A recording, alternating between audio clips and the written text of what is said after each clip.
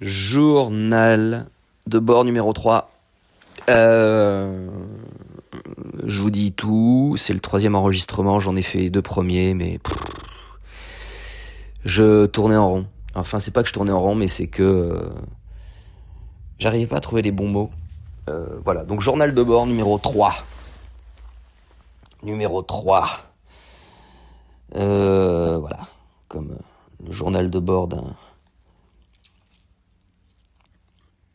navigateur dont le bateau s'est échoué. J'ai vu que le journal de bord numéro 2 a été vu 33 fois. Voilà, bon écoutez, je sais pas si certains sont allés jusqu'au bout, ont écouté les 10 minutes. Est-ce que c'est un format qui vous intéresse, qui vous séduit, Est-ce que ce que je raconte a un intérêt quelconque? J'essaye de pas trop me poser la question pour l'instant. Je lance des bouteilles à la mer. Je vois, je m'exprime, je sors des choses, j'exorcise. Et on verra bien ce que ça donne. N'hésitez pas à laisser un commentaire s'il y a eu moins une personne qui a écouté, et, qui peut me dire si ça l'intéresse ou pas. S'il y a des sujets que cette personne aimerait m'entendre traiter. N'hésitez pas. N'hésitez pas à donner signe de vie. Bon.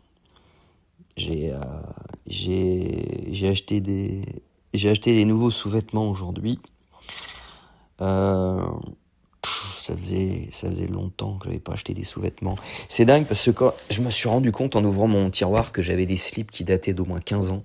Et c'est... je suis très très fidèle en fait à tout ce qui est sous-vêtements, chaussettes, slips. Je les garde jusqu'à ce qu'ils soient complètement déchirés, avec des trous partout.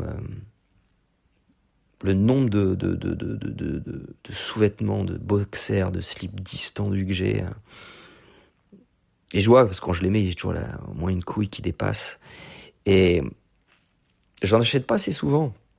Parce que je me rends compte en fait du plaisir d'acheter des sous-vêtements neufs. À chaque fois, je les mets, je me dis quand même. Pourquoi j'en ai pas acheté plus tôt?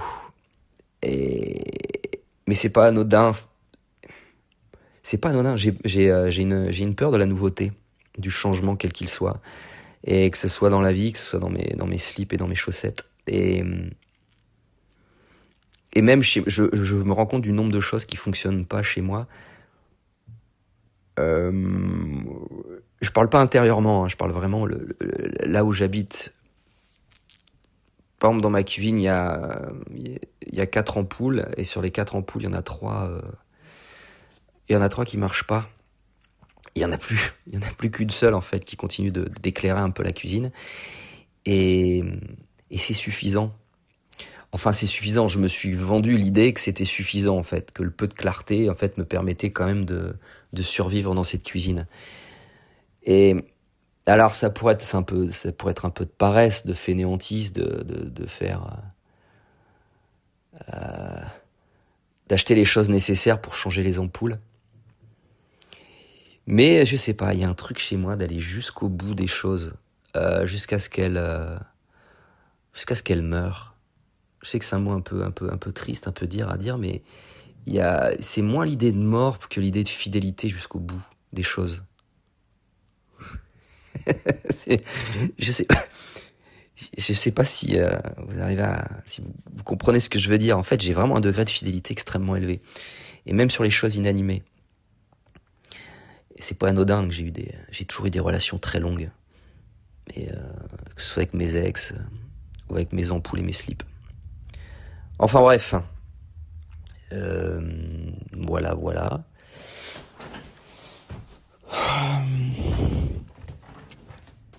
Que dire d'autre? Il y a... Ouais, vous entendez le parquet grincer, c'est normal, je marche. Il y a une histoire qu'on m'a racontée. Alors c'est Franck Lobvé, je sais pas si vous connaissez Franck Lobvé, un grand monsieur qui m'a énormément aidé. Et j'avais fait une sorte de rencontre avec lui. Il avait raconté une histoire qui m'avait énormément touché. Je vais essayer de vous la raconter. Je vais essayer de vous la rendre intéressante. Elle est très intéressante, cette histoire. Elle éclaire énormément de choses, je pense, en tout cas dans ma vie et dans ma façon de fonctionner, dans la manière dont j'ai pu fonctionner. En gros, Frank Lobvé raconte cette histoire et nous dit voilà ce que vous êtes vous. Et il dit vous êtes la personne qui est assise sur son canapé. Il parle des projets qu'on pourra avoir.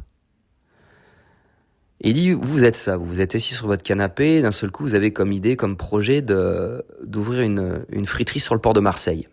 Ok ? Vous êtes assis, vous êtes tiens, ce serait pas mal là je fais rien. Je m'emmerde, il me faut un projet, il me faut une idée. Je vais ouvrir une friterie sur le port de Marseille. Donc voilà, vous êtes là, et là vous commencez à réfléchir. Et vous vous dites, ouais, mais sur le port de Marseille, il y a déjà des friteries, il y a un McDo, il y a des brasseries. Ouais, finalement, c'est peut-être pas une bonne idée en fait, ce truc. Et vous restez assis sur votre canapé, vous oubliez cette idée. Voilà ce que vous faites. Donc ce que nous on fait. En tout cas, ce que moi j'ai pu faire, métaphoriquement parlant. Hein, ok ? Et là, Frank Lobvé nous dit voilà ce que vous devriez faire. Vous êtes assis sur votre canapé, vous avez cette idée de friterie sur le port de Marseille.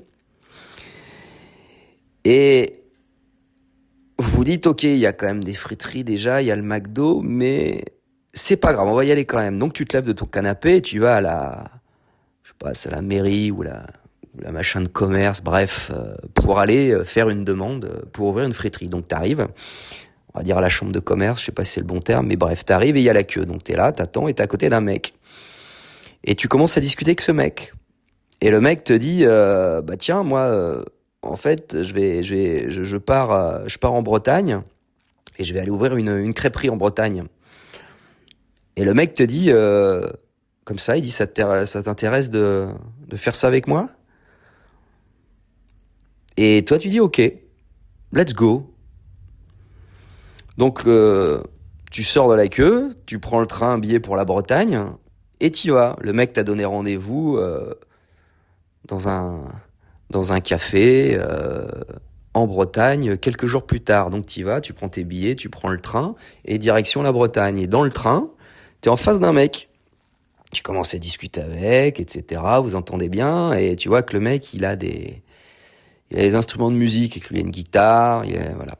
Et il te dit, bah voilà, moi je vais en Bretagne, à tel endroit, je fais un concert ce soir, dans un café, si ça te dit, viens, je t'invite, et comme ça c'est cool. Et tu dis, bah ok. Et donc t'y vas. Descends le train, tu vas de ton côté, lui du sien, et vous donnez rendez-vous le soir à l'endroit nommé, et le soir, à l'endroit nommé, tu te pointes et il y a personne. Le concert a été annulé. Donc t'es là tout seul, le mec que t'as rencontré dans le train est pas là, et toi t'es tout seul dans ce café.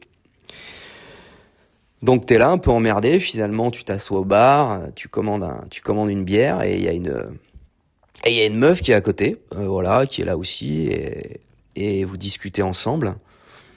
Et cette meuf, ça va être la femme de ta vie, et tu vas avoir 3 enfants avec. Voilà. Bougez votre cul, c'est pas l'idée, c'est pas le projet qui est important. C'est toutes les étapes qui font que c'est la vie qui va s'imposer à vous. Alright. C'est la fin du journal de bord numéro 3. Je sais pas ce qu'il vaut.